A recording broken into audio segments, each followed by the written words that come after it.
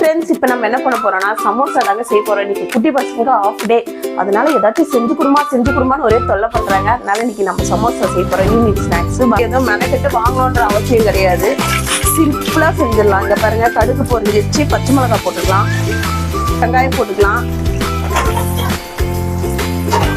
வெங்காயம் தேவையான அளவு கருவேப்பிலை போட்டுக்கலாம்.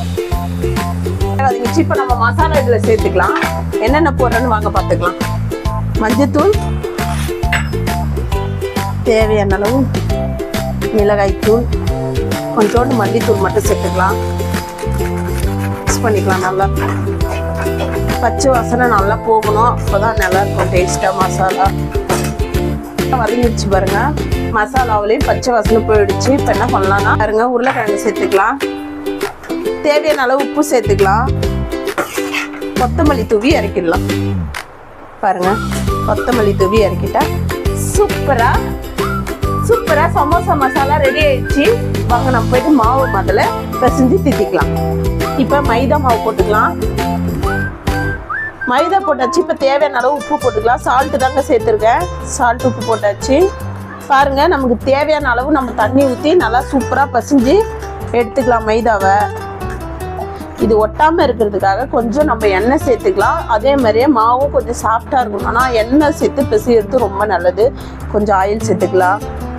திட்டமா தேவையான அளவு எண்ணெய் விட்டுடுங்க. இப்போ எண்ணெய் விட்டு நம்ம பிசை சொல்ல இந்த மாதிரி மாவு கையில ஒட்டாது. பாருங்க, இங்க பாருங்க, நல்லா மைதாவா பிசைஞ்சாச்சு. இங்க பாருங்க மாவு, பாருங்க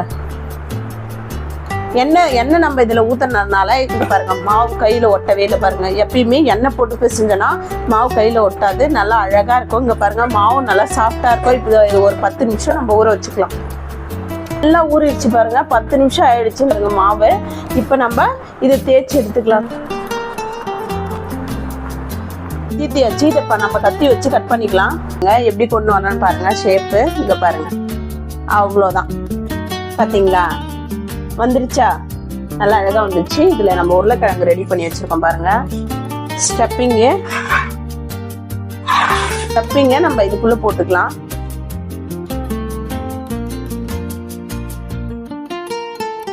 இது எவ்வளவு தேவையோ அந்த அளவுக்கு நம்ம போட்டுக்கலாம். அவ்வளவுதான், சூப்பரா. இங்க பாருங்க, இந்த மாதிரியே ரெடி பண்ணுங்க. செம்மையா ஈஸியா குயிக்கா ரெடி பண்ணிடலாம். பசங்களுக்கு, குட்டி பசங்களுக்கு அப்படியே எண்ணெயில போட்டு பொரிச்சு எடுத்தா வேலை முடிஞ்சிச்சு. இதே மாதிரியே நம்ம எல்லாத்தையும் ரெடி பண்ணி வச்சுக்கலாம். வாங்க, இங்க வச்சு சூப்பரா ரெடி பண்ணி வச்சாச்சு. இப்ப எண்ணெயில போட்டு பொரிச்சு எடுத்துக்கலாம். வாங்க, எண்ணெய் ஊத்திக்கலாம்.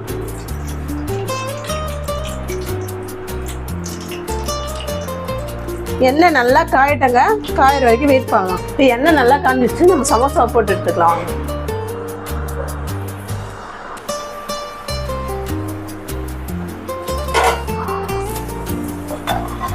இங்க பாருங்க, நல்ல கலர் மாறிடுச்சு. சமோசா சூப்பருங்க. எடுத்துக்கலாம் பிளேட்ல.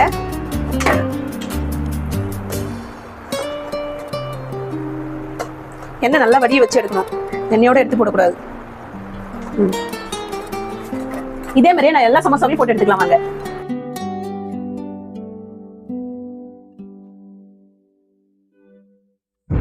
மொத்த சமோசாவும் போட்டு எடுத்தாச்சு. அது மட்டும் இல்லைங்க, இங்க பாருங்க, சூடா இஞ்சி டீயும் போட்டாச்சு. இதாங்க நம்ம வீட்டுல ஈவினிங் ஸ்நாக்ஸ். எனக்கு தெரிஞ்ச அளவுக்கு நான் சமோசா பண்ணியிருக்கேன். நீங்க எப்படி சமோசா செய்வீங்கன்னு கீழே கமெண்ட்ல சொல்லுங்க. பாய்.